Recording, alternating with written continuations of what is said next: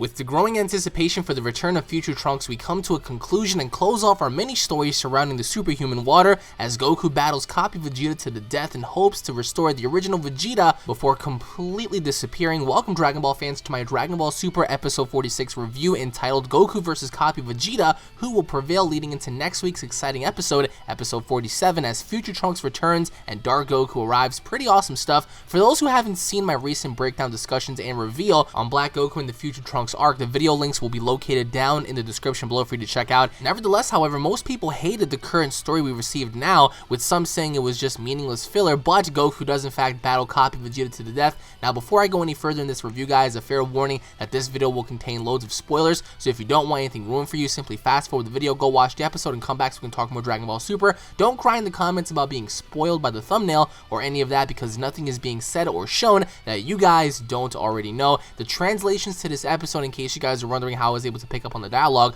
prior to the subs coming out, was translated by none other than Herms98 on Twitter. As always, he provides us with the translations first, so thank you, Mr. Herms, for that. The subs will be coming out tomorrow morning. Kiss Anime, AnimeRush.tv. Watch and enjoy. All in all, this was the better episode in my opinion when compared to the recent episodes that we've received throughout the weeks. Goku clearly hasn't recovered fully, I believe. Nevertheless, we get to see him fight Copy-Vegeta now. I'm going to talk more of this in my breakdown video coming in about an hour or so, where I'll pretty much just go on a rant as to what I thought about this entire little mini arc and stuff. But needless to say, the episode starts off pretty relatively decent, I mean, compared to last week. So the episode kicked off with both Goku and Copy-Vegeta staring each other down before commencing battle, and during like the first early portions, the first 10 minutes of this episode, they were fighting in base form, and notably enough, we see that Vegeta's looking on as to what Goku was doing to Copy-Vegeta, and of course, Vegeta was kind of pissed off because he didn't want to witness Goku having to beat up a copy version of himself, and there was actually a moment to where Goku actually told Vegeta, "Darn it, Vegeta, you've actually got stronger," and Copy-Vegeta replied by saying, "You're not the only one that improves," which is kind of funny because if you pay attention to how Vegeta's demeanor was in this episode, he was quite pissed off that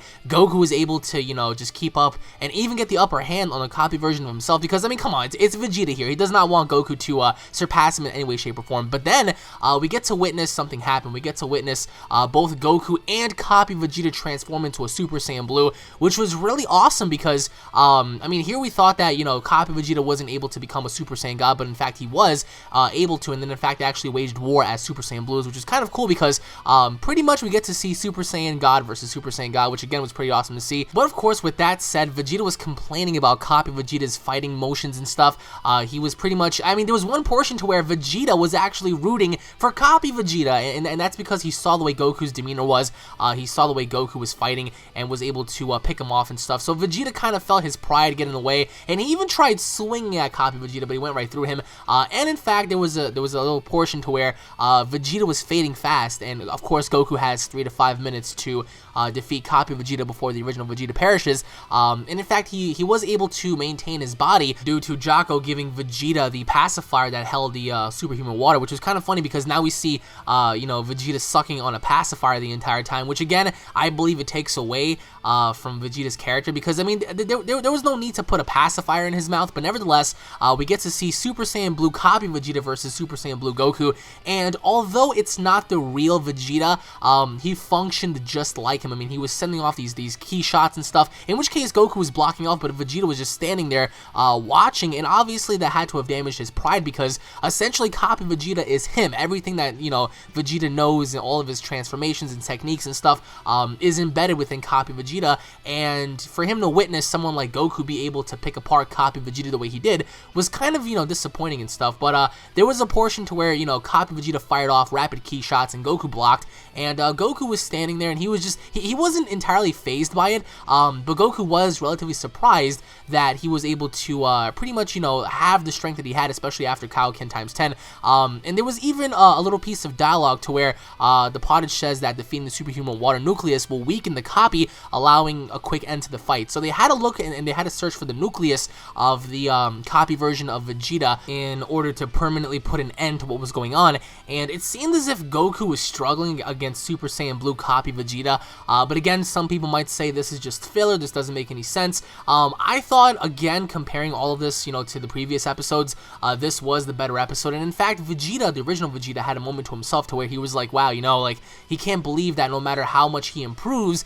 Goku will always be there in terms of, feats, being able to, hold his own, being able to always compete in terms of power and stuff, and that hurts him a lot. So, nevertheless, we get to see Super Saiyan Blue Vegeta and Super Saiyan Blue Goku power up in what was seemingly going to be their final encounter, and it ended off very well, although I think we all wanted to see the original Goku versus the original Vegeta in Super Saiyan Blue formats. Nevertheless, we got the closest that we had during this fight, and of course, towards the end, we get to see them collide as they were going to exchange one giant punch, and while that happened, the remaining, sludge of purple water was about to absorb Trunks, and Vegeta nobly, he just stepped in. He didn't want to see his son die, something that we haven't seen Vegeta do. I mean, he never really cared about anyone else other than himself, but he stepped in there. He wanted to save Trunks from being absorbed, and in fact, he did so. But again, Monaka made the save. Monaka, I swear to God, he is like the new Yamcha, but yet he's the new Goku. He made the save again. Why?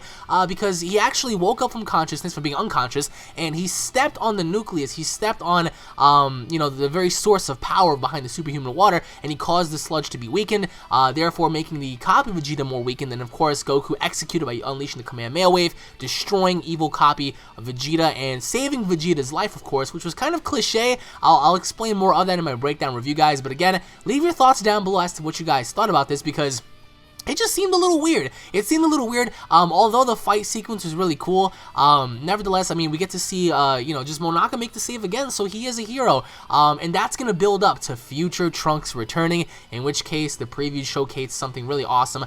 Towards the end, we get to see Pan, we get to see Videl, which is kind of funny, but nevertheless, I mean, everything is building up to next week's episode. Everyone's back on Earth, and this is where the party is going to begin, because next week, guys, is when everything is going to go down. Thank you all for watching once again, guys. Tune into my breakdown where I will discuss more of that alongside your comments. And again, everybody, thank you all for watching. If you guys are Dragon Ball fans, don't forget to subscribe to this channel. That way you guys don't miss the latest in Dragon Ball news, information, and updates. If you guys enjoyed the episode, if you guys cannot wait for next week's episode, smash that like button, leave your thoughts in the comment section below. Tune in for more, and I'll be seeing you all in the breakdown review. Take it easy, guys. Peace.